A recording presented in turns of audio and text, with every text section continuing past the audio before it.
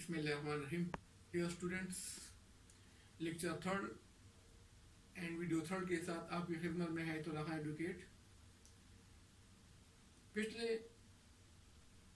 Video में हमने detail में डिस्कस कर दिए थे सेक्शन 1 से लेकर सेक्शन 12 तक, और पिछले वीडियो में हम ये बता चुके हैं कि प्रॉपर्टी जो ट्रांसफर ऑफ प्रॉपर्टी एक्ट 1882 था उसका बैकग्राउंड क्या था, क्या पस मंजर था, और फिर हम इसमें डिफिनीशन भी बता चुके थे कि ट्रांसफर हमने डिफाइन कर लिया था, प्रॉपर्टी को डिफाइन कर लिया था, और साथ हमने फिर ये भी डिफाइन कर लिया था, हमने एक्सप्लेन कर दिया था कि प्रॉपर्टी किस तरह ट्रांसफर हो सकती है और कौन सी जो प्रॉपर्टी है वो ट्रांसफर नहीं की जा सकती, जो एक्सेप्शन थे वो भी हमने उसमें डिटेल में डिस्कस कर लिया था। इसी तरह फिर हमने साथ ये भी डिस्कस कर लिया था कि वो कौन से लोग हैं जो those are competent to transfer the property, हमने वो भी डिटेल में डिस्कस कर दिया था। स्टूडेंट्स, कहने का मतलब ये है कि जब आप ये जो थर्ड वीडियो अभी आप देख रहे हैं तो आप उसको उस वक्त नहीं समझ सकेंगे कि जब तक आप जो पहली दो वीडियो है आप उन दो वीडियो को ना देख लें, क्योंकि ट्रांसफर ऑफ जो ट्रांसफर ऑफ प्रॉपर्टी एक्ट है वो थोड़ा सा कॉम्प्लिकेटेड है। उसको समझने के लिए जो इब्तदाई सेक्शन ऑफ लॉ है, जो उसके जो डिफिनीशन है या जो एक्सप्लेनेशन है, उन सबको समझना ज़रूरी होता है। इसलिए मेरे कहने का मकसद ये है सिर्फ रिक्वेस्ट करने की कि अभी आप जो नए स्टूडेंट्स हैं और जो भी ये पहली बार ये वीडियो देख रहे हैं तो उनसे ये रिक्वेस्ट है कि जो पहले जो दो वीडियोस हैं उनको आप ज़रूर देखें। तो इस तरह जो हम जिस सेक्शन को हम डिस्कस कर रहे हैं तो आपको उसको समझने में और पढ़ने में आसानी होगी। अभी हम जो सेक्शन ऑफ लॉ डिस्कस कर रहे हैं वो है सेक्शन 13। सेक्शन 13 की जो हेड नोट्स है वो मैं पढ़ लूंगा। According to section 13, transfer for benefit of unborn person. Section 13 ये कहता है कि जो अनबॉर्न पर्सन है उसके बेनिफिट में प्रॉपर्टी किस तरह ट्रांसफर की जा सकती है। थोड़ा सा स्ट्रेंज होगा और थोड़ी सी समझने की कोशिश भी करेंगे, लेकिन साथ ये स्टूडेंट्स यही रिक्वेस्ट भी कर लूंगा कि अगर आप सेक्शन 13 पढ़ेंगे तो सेक्शन 13 के साथ सेक्शन 14 और 20 ये आपस में इंटरलिंक है, इन तीनों को पढ़ना होगा और उन तीनों को समझना होगा। ये सेक्शन 13 ये कह रहे हैं कि जो अनबॉर्न पर्सन है, जो अभी पैदा नहीं हुए हैं, उसके लिए प्रॉपर्टी हम कैसे जो है उसको ट्रांसफर की जा सकती है। सेक्शन पढ़ लेता हूँ, डिटेल में पढ़ लेता हूँ ताकि आपको समझने में आसानी हो जाए। Section 13, where on a transfer of property an interest therein is created for the benefit of a person not in existence at the date of transfer, subject to a prior interest created by the same transfer, the interest created for the benefit of such person shall not take effect unless it extend to the whole of the remaining interest of the transfer in the property. अब in section of law में students दो चीजों को मद्देनजर रखना जरूरी होता है। एक जो है जब प्रॉपर्टी ट्रांसफर अनबॉर्न पर्सन के फॉर्म में किया जाएगी तो उससे पहले हमने क्रिएट करना है प्रायर इंटरेस्ट जो है उसको क्रिएट किया जाएगा, और फिर जो दूसरी चीज है उसको भी आप वो नोट कर ले, वो है the whole of the remaining interest. ठीक है, अब इन प्रायर इंटरेस्ट किस तरह क्रिएट होगा और the whole of the remaining interest का क्या मतलब है। फॉर एग्जाम्पल मैं एक लॉ स्टूडेंट्स के मिसाल देता हूँ। लॉ स्टूडेंट्स हैं, LLB कर लिए, LLB के बाद जो है वो जॉब मिल गई है या वकालत में आ गई है, माशाल्लाह कुछ अरसे बाद प्रैक्टिस चल निकली है या जॉब में जो है वो अच्छी जॉब थी, उसने काफ़ी सेविंग कर ली है। अभी वो चाहते हैं कि कुछ ज़मीन खरीद लो, अपने लिए एक मकान बना लूँ। ज़मीन खरीद लिया, मकान बना लिए हैं, ठीक हो गया, खूबसूरत सा मकान बना लिया। अब चाहते हैं कि मैं वो शादी कर लूँ, बीवी नहीं मिलनी, चलो बीवी भी मिल गई है। फिर वो कहते हैं कि जो ये मकान है मैं अपने बेटे के नाम, जो मेरा बेटा होगा मैं उसको ट्रांसफ़र कर दूंगा। لیکن ہمیں اس سے پہلے جو کہہ دیا تھا کہ آپ نے جو ہے انٹرسٹ کریٹ کرنا ہے. اب انٹرسٹ چلو اس کی شادی ہو گئی تو انٹرسٹ وہ کریٹ ہو گیا کہ اپنی جو بیوی ہے بیوی کے نام جو ہے وہ پراپرٹی جب تک وہ بیوی زندہ ہے جو مکان ہے اس کا ہوگا فار لائف جو ہے وہ کر دیا. اس کے ساتھ وہ کہتے ہیں کہ جو میرا بیٹا ہوگا پراپرٹی جو ہے جو اس کے بعد اس کو ٹرانسفر ہوگی. پھر ساتھ ایک کنڈیشن اور بھی لگا دیے ہیں کہ اس کے بعد جو دوسرا بیٹا پیدا ہوگا یہ پراپرٹی اس کو بھی بات جائے گی. پہلے حد تک تو یہ کنڈیشن ٹھیک ہے, لیکن جب دوسرے حد تک ہیں کہ اس کے بعد جو دوسرا بیٹا ہوگا پراپرٹی اس کو جائے گی تو یہ کنڈیشن جو ہے اس طرح ہے وہ ٹرانسفر نہیں ہوگی. بلکہ ہم اس میں جس طرح ابھی میں نے آپ کو ڈسکس کیا تھا کہ اس میں جو ہے the whole of the remaining interest, مطلب ہے کہ جو ہول آف ریمیننگ انٹرسٹ ہوگا وہ پہلے بیٹے کی ہوگا. پراپرٹی پہلے بیٹے کو ہی ٹرانسفر ہوگی, دوسرے کو نہیں ہوگی. اسی طرح سیکشن آف لا جو ہیں وہ آپ کو تھوڑے بہت سمجھ آ گیا ہو گیا کہ اگر ہم نے ان بارن پرسن کو for the benefit of unborn person جو ہم نے پراپرٹی ٹرانسفر کرنی ہے تو اب ہم نے اس کو مکمل جو انٹرسٹ ہے وہ ٹرانسفر کرنا ہوگا. اگر انٹرسٹ مکمل نہیں ہوگا تو اس طریقے سے پھر ٹرانسفر نہیں ہوگی. Dear student, section of law section جو 13 ہے, امید ہے آپ کو تھوڑا بہت اس کی سمجھ آ گئی ہوگی کہ ہم نے اگر کسی ان بارن پرسن کو پراپرٹی ٹرانسفر کرنی ہے تو اس سے پہلے ہم نے انٹرسٹ کریٹ کرنا ہوگا, اور اس کے بعد جو ہے جو تمام وہ ہے whole of the remaining interest ہے یا ہول آف انٹرسٹ ہے یا جو ہے اس کو ہم نے ٹرانسفر کرنا ہوگا. اس کو مکمل جو ہے پراپرٹی مکمل دینی ہوگی. اگر صاحب نے کوئی کنڈیشن لگائی تو پھر اور کنڈیشن جو ہے اس طریقے سے جو پراپرٹی اور ٹرانسفر نہیں ہو سکے گی. اسی طرح سیکشن 14 ہے. سیکشن 14 کیا کہتے ہیں؟ سیکشن 14 کہتے ہیں routes against perpetuity. Routes against perpetuity اس کا مطلب ہے time without forever without, time ٹائم لمٹ. اس کو ہم کس طرح ایکسپلین کریں گے؟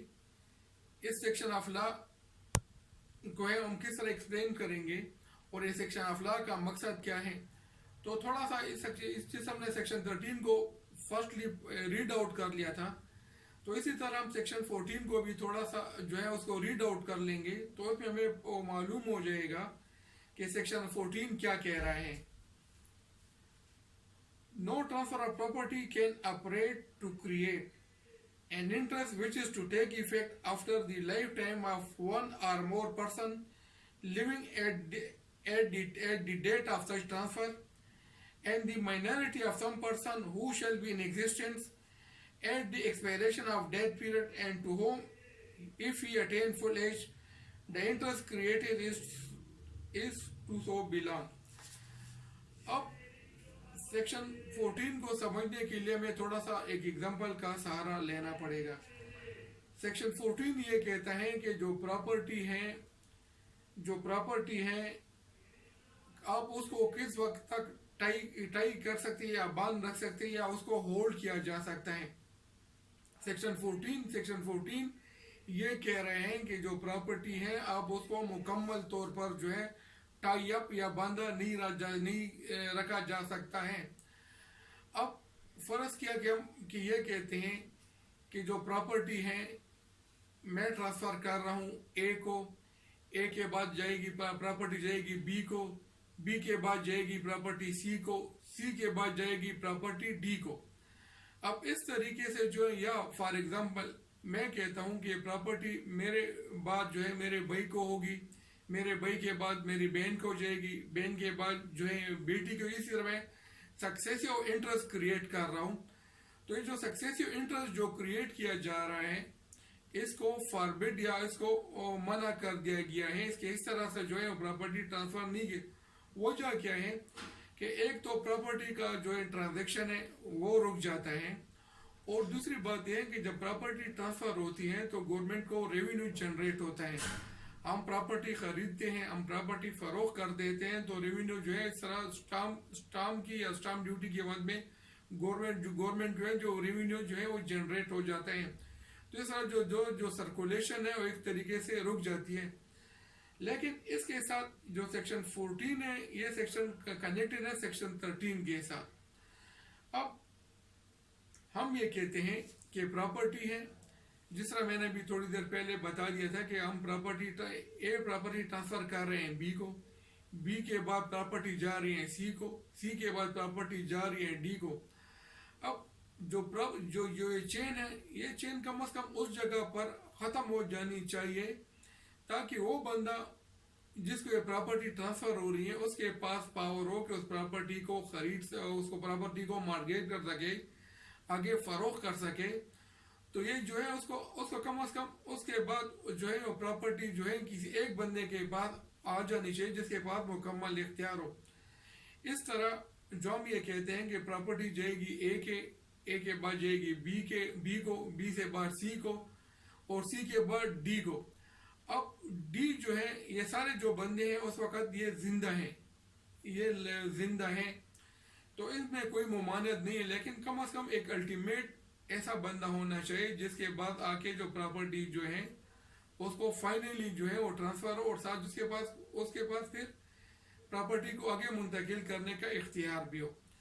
तो अब सेक्शन यहाँ पर हम इस तरह समझ सकते हैं सेक्शन को कि जो प्रॉपर्टी है हम उस पर एक कंडीशन लगा देते हैं कि जो प्रॉपर्टी है जाएगी डी के बाद जो है डी का जो बेटा होगा उसको मुंतकिल हो जाएगी। अब जब ये डी के बेटे को मुंतकिल हो रही है तो प्रॉपर्टी किस वक्त तक टाई अप हो सकती है।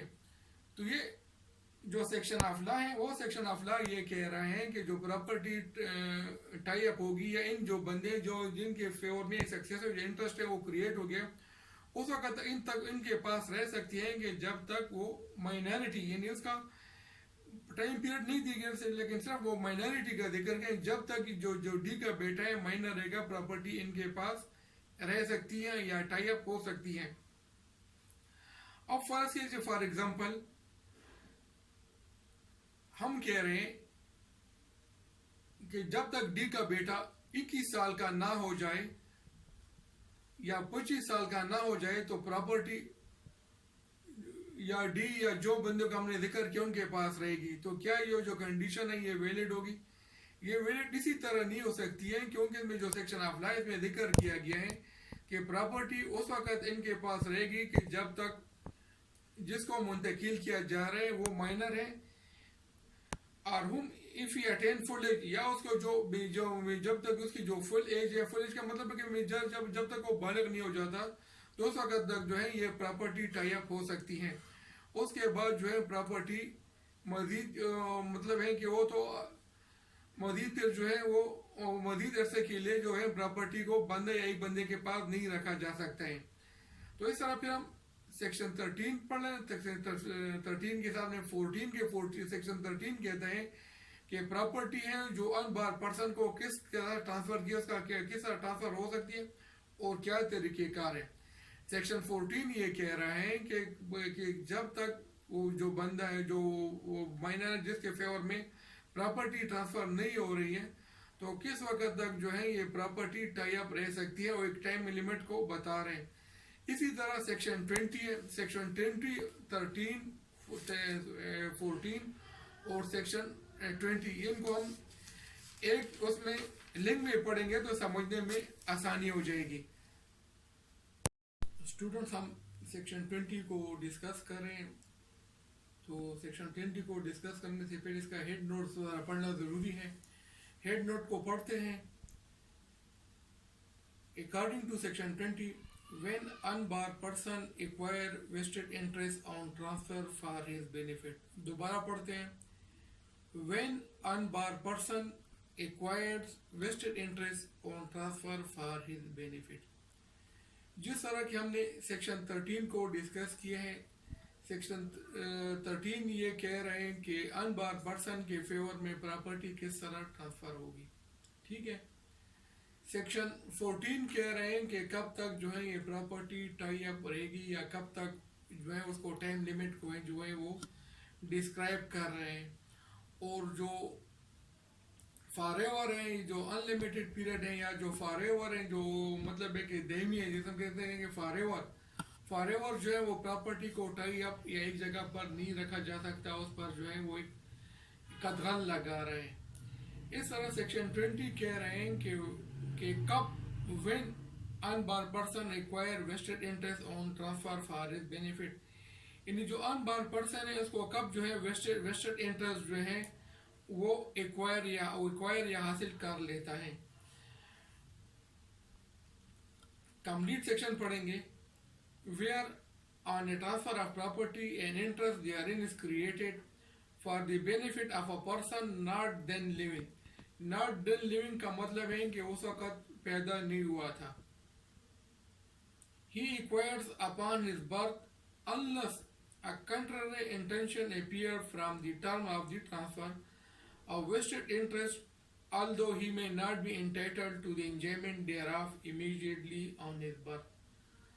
इसको इस तरह पढ़ लेंगे कि सेक्शन 20 के मुताबिक जब डीड ट्रांसफर ऑफ प्रॉपर्टी की डीड जब ये प्रॉपर्टी ट्रांसफर हो रही है तो हमें दो चीज़ों को देखना होगा. जब प्रॉपर्टी ट्रांसफर हो रही है तो हमें किन चीज़ों को देखना होगा? दो चीज़ों को देखना या दो चीज़ों को मद्देनजर रखना होगा. टाइम ऑफ डीड कि जब उस वक़्त के भी जब ये दस्तावेज लिखी जा रही है या लिखी जा रही थी. और दूसरी बात है time when transfer came into existence, वो फिर वो वक्त कि जब जिसके फेवर में ये प्रॉपर्टी ट्रांसफर हो रही है वो पैदा हुआ. अब आगे फिर हमने इसमें यह देखना है कि जिस तरह इसमें एक लफ्ज़ लिखा हुआ है मैं इसको दोबारा पढ़ लेता हूँ कि उसको कब जो अनबॉर्न पर्सन है उसको कब जो है वो वेस्टेड राइट एक क्रूज या उसको एक्वायर करेगा या हासिल करेगा, कब होंगे. तो इसका जो रेलेवेंट पैरा है उसको मैं वो दोबारा पढ़ लेता हूँ.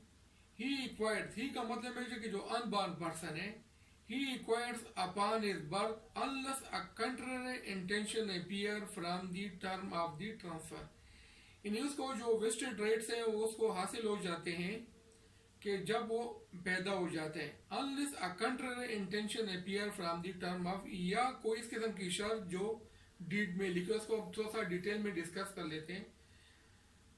जब डीड लिखी जा रही है तो उस वक्त फिर हमने देखना होगा कि जो अनबॉर्न पर्सन के फेवर में जो डीड लिखी जा रही है उसमें हमें दो चीज़ों को मद्देनजर रखना होगा.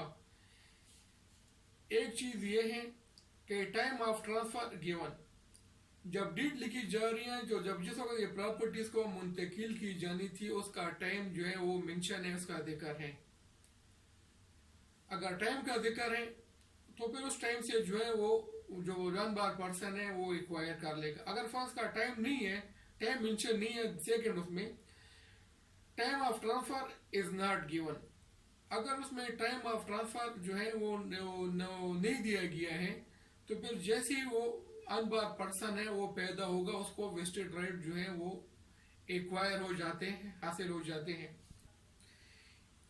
इन प्रॉपर्टी जैसी हो जिस समय का अगर टाइम का जिक्र है, टाइम दिया गया है तो उस वक्त से जो है उसको वेस्टेड राइट एक्वायर हो गए. अगर टाइम ना दिया गया हो तो जो जैसी वो बर्थ हो जैसी वो पैदा हो वेस्टेड राइट एक्वायर हो जाते हैं. जहाँ तक एंजॉयमेंट का सवाल है तो डिफिनेटली बात है कि वो बच्चे होते हैं तो प्रॉपर्टी तो एंजॉय नहीं कर सकते. यहाँ पर सिर्फ जो है वेस्टेड राइट के जो है उसका जिक्र किया गया है.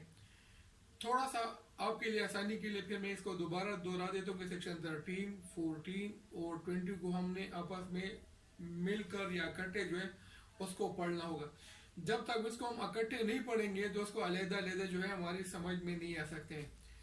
सेक्शन 13 कहते हैं कि प्रॉपर्टी जो है वो ट्रांसफर हो सकती है अनबॉर्न पर्सन के, जो अनबॉर्न पर्सन है उसके हक में प्रॉपर्टी ट्रांसफर हो सकती है. लेकिन किस तरह हो सकती है उसके लिए फिर दो कंडीशन दी गई हैं कि हमें जो है इंटरेस्ट क्रिएट करना होगा उसके लिए, और साथ फिर जो है वो मुकम्मल इंटरेस्ट जो है इसको हमें ट्रांसफर करना होगा. फिर सेक्शन 14 वो टाइम लिमिट को कर रहे हैं कि यार कितनी टाइम लिमिट तक जो है वो प्रॉपर्टी टाई अप की जा सकती है. उस टाइम के माइनॉरिटी का जो है उसका ऑलरेडी में जिक्र आ चुके. सेक्शन 20 ये कहते हैं कि जो प्रॉपर्टी है जो अनबॉर्न पर्सन के उसके फेवर में हो रही है उसको वेस्टेड राइट कब एक्रूड या कब वो एक्वायर कर लेते हैं तो उसके मुतालिक डिस्कस करते हैं कि जैसी वो अनबॉर्न पर्सन जो है वो ही टेक्स अ बर्थ उसको एक वेस्टेड राइट जो है वो एक्वायर हो जाते हैं. अनलेस के अगर टीओ में कोई डिफरेंट टाइम दिया गया हो तो फिर उसके मुताबिक जो है जो टर्म ऑफ ट्रांसफर है उसके मुताबिक वो वेस्टेड राइट जो है उसको वेस्टेड राइट जो इसको एक्वायर होंगे, अदरवाइज जो है on the time of birth he acquire the vested right. और जहाँ पर इंजॉयमेंट की बात है तो वो तो डिफिनेंट हो, तो एडमिटेड बात है कि जब बच्चा हो तो प्रॉपर्टी को तो एंजॉय नहीं कर सकते हैं। इसलिए स्टूडेंट्स ये सेक्शन 13, 14 और 20 को अगर आपने पढ़ लिया तो उसको इकट्ठे और एक साथ पढ़ ला होगा तो फिर उसको समझने में आसानी हो जाएगी। इस तरह सेक्शन 19 है, वेस्टेड इंटरेस्ट है। ऑलरेडी हम उसको प्रीवियस वीडियो में डिटेल के साथ जो है वो डिस्कस कर चुके हैं, उसके एक्सप्लेन कर चुके हैं। इसी तरह कंटेंजेंट इंटरेस्ट को भी जो है हम है उसको मैं डिटेल जो है उसमें डिस्कस कर चुके हैं। अब आते हैं कंडीशनल ट्रांसफर की तरफ कि कंडीशनल ट्रांसफर जो है वो हो सकती है या नहीं हो सकती है। तो स्टूडेंट बहुत इस तरह सरकमस्टांसेस होते हैं कि जिनमें कंडीशनल ट्रांसफर जो है वो वैलिड हो सकती है, लेकिन बहुत इस किस्म बहुत ऐसे सरकमस्टांसेस ऐसे कंडीशन है, ये ऐसे सरकमस्टांसेस हैं जिनमें जो कंडीशनल ट्रांसफर जो है वो वाइड होती है या जो है वो नहीं हो सकती है। कंडीशनल ट्रांसफर जो है वो प्रोहिबिटेड है। जो कंडीशन जिन कंडीशन में जो है वो प्रोहिबिट है कंडीशनल ट्रांसफर, उसको मैं आपको डिटेल में बता देता हूँ। नंबर 1 है इम्पॉसिबल, यानी जब कंडीशन पर जब जो कंडीशन लग रही है उस पर अमल दरामद करना नामुमकिन हो। मिसाल के तौर पर मैं कहूँगा कि मैं प्रॉपर्टी में आपको दे रहा हूँ लेकिन आपने 1 घंटे में 100 माइल जो है वो चलना होगा, तो 1 घंटे में 100 माइल जो है वो तो पॉसिबल ही नहीं है। तो ऐसी कंडीशन लगाना जो है वो जो है वो वैलिड नहीं होती है, जो तो इसकी कोई अहमियत नहीं, इम्पॉसिबल होती है जो इम्पॉसिबल हो। Forbidden by law, forbidden bye दूसरे नंबर पे फॉरबिडन बाय लॉ, यानी कानून में उसकी ममानत उसको मना कर दिया गया हो। तीसरा जो है defeat the provision of law, in ऐसी कंडीशन जिससे किसी कानूनी शिक की खिलाफ वर्जी हो। और फिर आगे इफ इट इज फ्रॉडुलेंट, अगर ये धोखे पर मबनी हो या किसी ऐसी कंडीशन जिसका मकसद किसी को धोखा दे देना हो। और फिर ये कि कोई आगे जो है फिर उसमें कोई किसी को इंजरी, किसी पर्सन को या प्रॉपर्टी को इंजरी हो या इमोरल हो, तो ऐसे जो कंडीशन है वो वाइड होंगी और उसमें जो है प्रॉपर्टी ट्रांसफर नहीं हो सकती है। डिटेल में आपको मैं दोबारा कर लेता हूँ, पढ़ लेता हूँ आपके सामने सेक्शन 25। फिर एग्जाम्पल की तरफ आएंगे। Conditional transfer, an interest created on A transfer of property and dependent upon a condition fails if the fulfillment of the condition is impossible। जिस तरह के मैंने जिक्र कर दिया, आप किसी को कह रहे हो कि आप जो है 1 घंटे में 100 माइल जो है वो आप वो चलें, इम्पॉसिबल है, तो ऐसी कंडीशन जो है वो वाइड होगी। is forbidden by law or is of such a nature that if permitted it would defeat the provision of any law, जिस तरह मैंने जिक्र कर दिया। और इज फ्रॉडुलेंट या धोखे पर मबनी हो, और इन्वॉल्व्स और implies injury to the person or property of another or the court regards it is immovable or opposed to public policy, या immovable है या कोर्ट्स को समझते कि immoral है या जो पब्लिक पॉलिसी है उसके अगेंस्ट है। एग्जाम्पल के जरिए इसको क्लियर करेंगे, आसान हो जाएगा। मिसाल के तौर पर ए जो है प्रॉपर्टी दे रहे हैं बी को और कंडीशन ये लगा रहे हैं कि आपने सी के साथ जो है वो शादी करनी है। अब सी जो है वो तो ऑलरेडी डेथ हो चुकी है, तो क्या इसकी जो कंडीशन होगी वो वैलिड होगी? वैलिड नहीं होगी, क्योंकि तो ऑलरेडी वो फौत शुदा है। इसी तरह ए जो है वो प्रॉपर्टी दे जो है ए जो है वो दे रहे हैं कि मैं आपको 500 रुपये या 5,000 रुपये दूंगा बी को कह रहे हैं कि मैंने आपको 5,000 रुपये देने, लेकिन आपने सी का मर्डर करना है। अब इसको थोड़े से एक्सप्लेन करेंगे डियर फ्रेंड्स कि बी को पैसे कह रहे कि आपने सी का मर्डर करना है। अब सी ने किसी वजह से भी आकर वो मर्डर कर दिए اور پھر ڈیمانڈ کرتے ہیں کہ آپ نے مجھے جو میرے ساتھ جو شرط وہ کی تھی وہ میں نے فلفل کر لیا، اور آپ نے جو مجھے پراپرٹی یا پیسوں کا وعدہ کیے تو وہ مجھے ہینڈ اوور کر دیں. تو پھر یہ کہتے ہیں کہ یار یہ تو کنڈیشن ہی جو ہے یہ تو غیر خلاف قانون ہے، آپ نے تو جرم کیے ہیں، یہ تو وائڈ ہے، یہ آپ کو تو جیل جانا پڑے گا.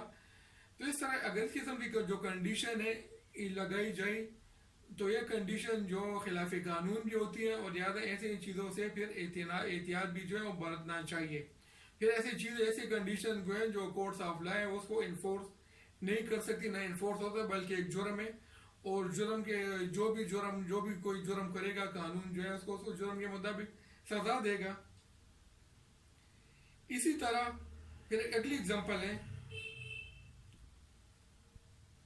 اے نے بی کو جو اس کی نیسیوں سے کہا ہے کہ میں آپ کو 5,000 روپے دوں گا if she deserted her husband، کہ اپنے ہسبینڈ سے دور ہو جائے. اب یہ کیا، یہ انجری ٹو اے پرسن ہے، اپوز ٹو پبلک پالیسی ہے.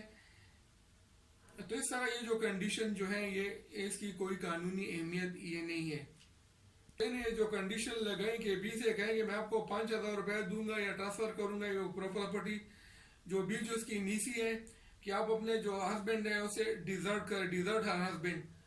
تو یہ جو کنڈیشن ہے یہ اپوز ٹو پبلک پالیسی ہے، that is amount to injury a person, یعنی کسی کو نقصان پہنچانے کے مترادف ہیں. تو ایسے جو کنڈیشن ہوتی ہیں قانون میں اس کی کوئی اہمیت یا گنجائش نہیں ہے. اسی طرح پھر ہم سیکشن 26 کی طرف آئیں گے. سیکشن 26 میں دو چیزیں کو ڈسکس کیا گیا ہے: fulfilment of condition precedent. Number 1 دوبارہ دوہرا دیتا ہوں، fulfilment of condition precedent. Second, fulfilment of condition subsequent. یعنی پہلے کے مطابق fulfilment of condition precedent, Urdu میں ہم اس کو اس طرح ایکسپلین کریں گے کہ اگر یہ شرط پوری کی تو ٹرانسفر ہوگا، یعنی پہلے جو ہے شرط کو پورا کرنا ہوگا پھر ٹرانسفر ہوگا. اور دوسرے میں فلفلمنٹ آف کنڈیشن سبسیکوینٹ، یعنی ٹرانسفر ہوگا تو یہ شرط پوری کرنی ہوگی. پہلے ٹرانسفر ہوگا اس کے بعد جو ہے یہ شرط پوری کرنی ہوگی. اسی طرح اس میں ایک لفظ کا ذکر بھی کیا گیا ہے، اس کو میں تھوڑا سا پڑھ لیتا ہوں.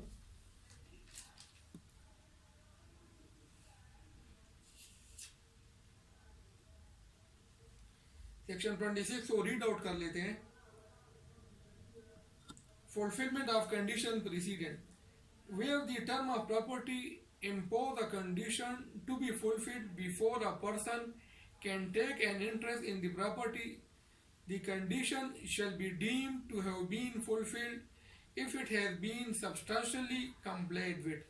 کائنڈلی جو ہے آپ اس میں صرف ایک جو ورڈز ہیں، جو لفظ ہیں، اس کو تھوڑا سا مد نظر رکھے. میں دوبارہ بھی دوہرا دیتا ہوں، جو ہے سبسٹانشلی کمپلیٹ ود، اس کو پھر ہم ایکسپلین کریں گے اس ایگزامپل کے ذریعے.